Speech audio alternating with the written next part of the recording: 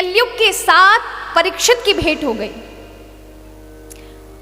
यहां पर गाय बैल के रूप में दिखाया जाता है कि कलयुग परेशान करता है, गाय को मारता है, बैल को मारता है। बैल के 3 पैर कटे हुए हैं जिनको काट दिया कलयुग ने, एक ही पैर है, उसको भी तोड़ना चाहता है। ये रूपक है, ये दिखाया है कि धर्म का किस प्रकार से हाश होगा कलयुग में, धर्म की किस प्रकार से धज्जियां उड़ाई जाएंगी।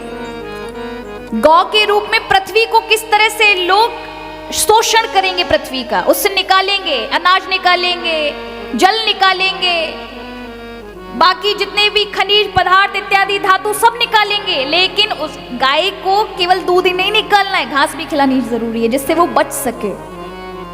उस पृथ्वी को केवल निकालने का काम करें, उसका पोषण किस प्रकार से हो, इस पर कौन सोच रहा है। तो यह पृथ्वी को किस प्रकार से लोगों की मानसिकता में कलयुग वास कर जाएगा। लोग केवल अपना स्वार्थ देखेंगे, उसके अपना हित सोचने के कारण आने वाले समय में अहित खड़ा हो जाएगा, उसकी चिंता नहीं होगी, इतना नहीं सोचेंगे। हमारा स्वार्थ सिद्ध होना चाहिए, लोग दुनिया मरे तो मरे लेकिन हम ठीक रहें, ये मानसिकता रहेगी कलयुग की। तो वो दिखाया वहां। राजा क्रोधित हो गए, तब कलयुग चरणों में आ जाता है और कहता है, महाराज मैं आपके राज्य पे नहीं रहूंगा, मुझे कुछ स्थान दे दीजिए। तो राजा ने ऐसे स्थान दिए जिनमें एक सत्कर्मी, एक धार्मिक व्यक्ति नहीं जाएगा। पहला जुआ, जिसको आज आप गैम्बलिंग कह सकते हैं, जुए में कलयुग का वास है।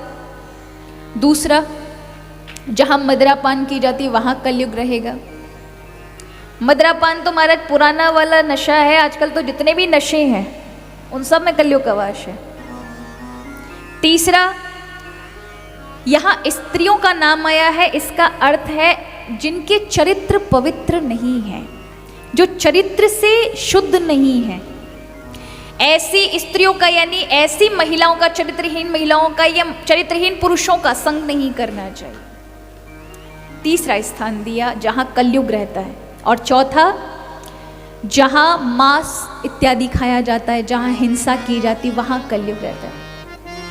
इसलिए इन चीजों से भक्त को, धार्मिक व्यक्ति को, सद्धर्मी को इनसे दूर रहना चाहिए। अब ये 4 चीजें तो महाराज मिल गई कलयुग को।